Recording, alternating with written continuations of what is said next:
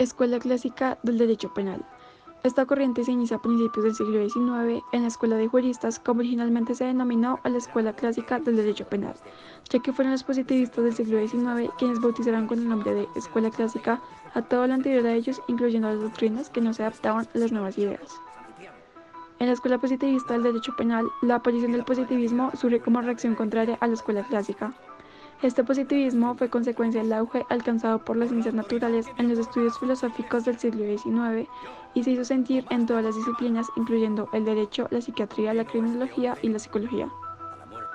En cuanto a la búsqueda, la escuela clásica se caracteriza principalmente por su estudio del derecho y de la justicia penal, asimismo del delito y de la pena. La escuela positivista busca la readaptación del criminal. Esta busca e investiga las causas del delito.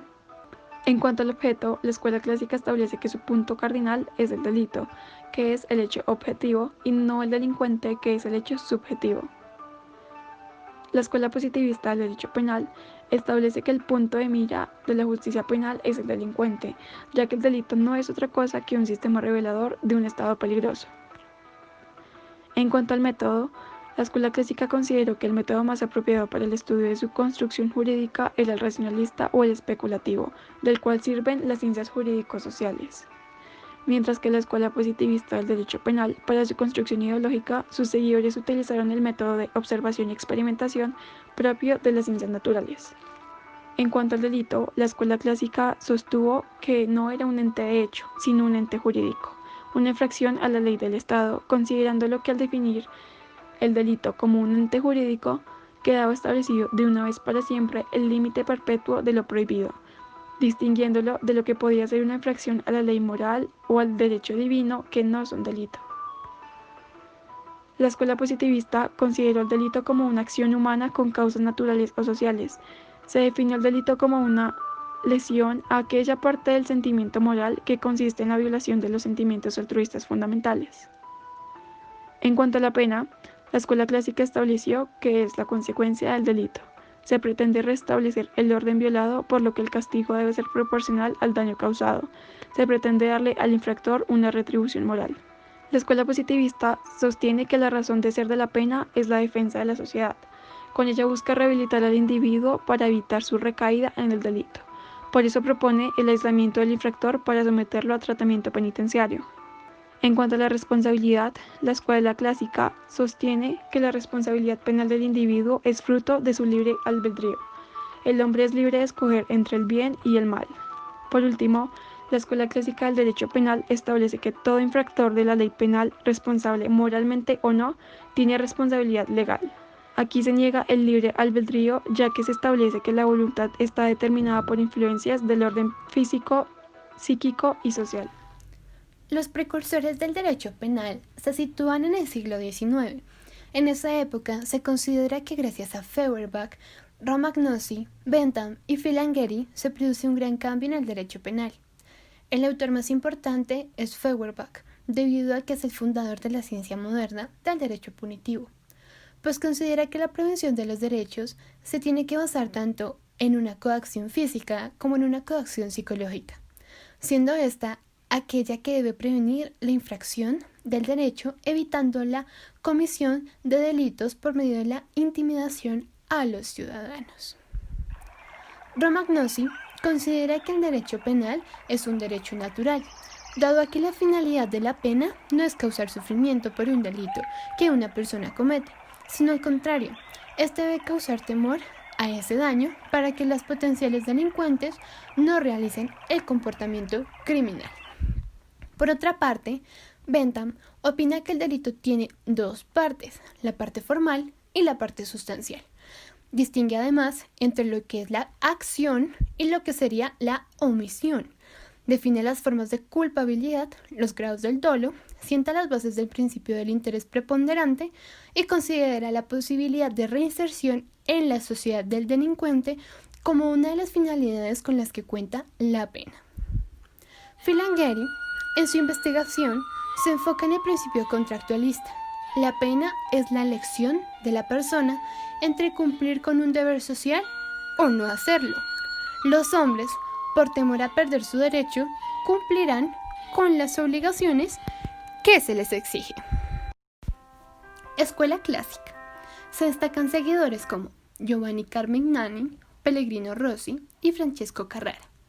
Estos autores no siguen una línea doctrinal homogénea. Un punto común entre ellos son el derecho y la justicia penal, el delito y la pena.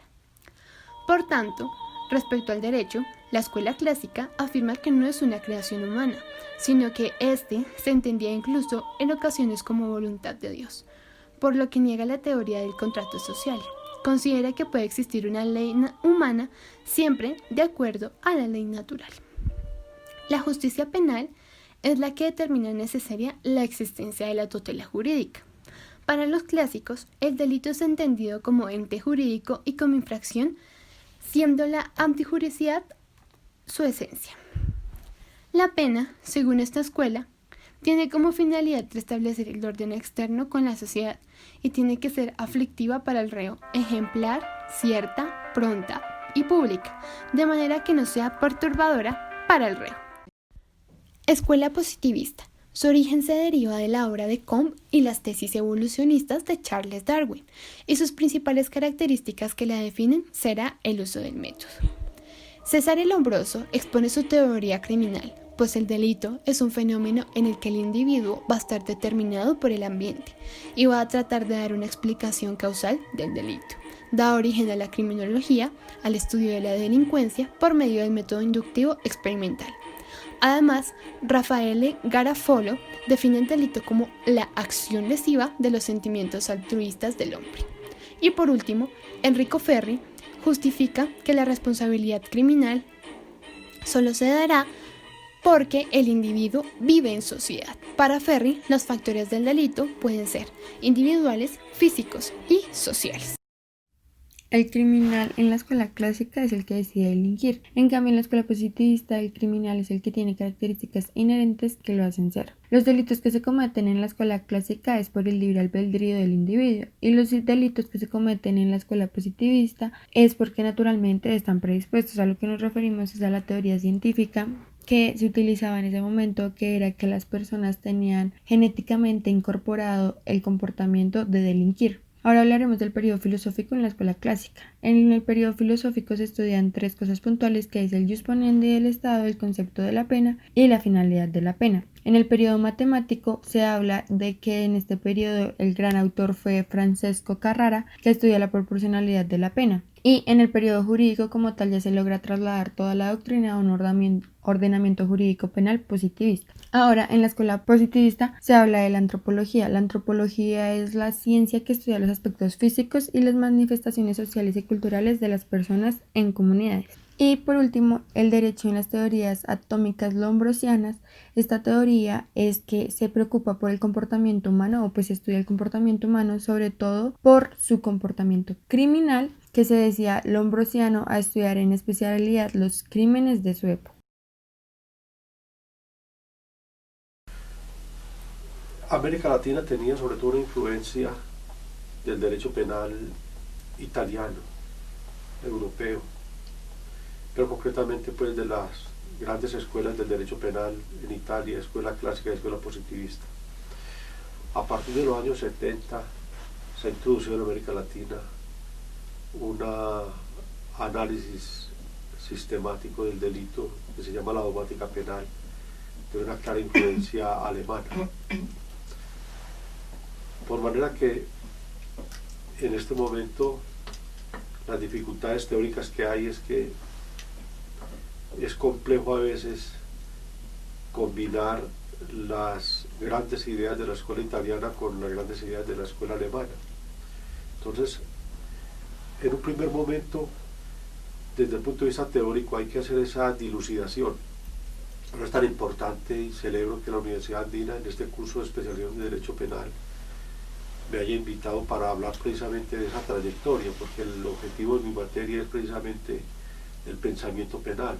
Se le muestra a los estudiantes las grandes corrientes del derecho penal, tanto desde el punto de vista de la cultura italiana como desde el punto de vista de la cultura alemana.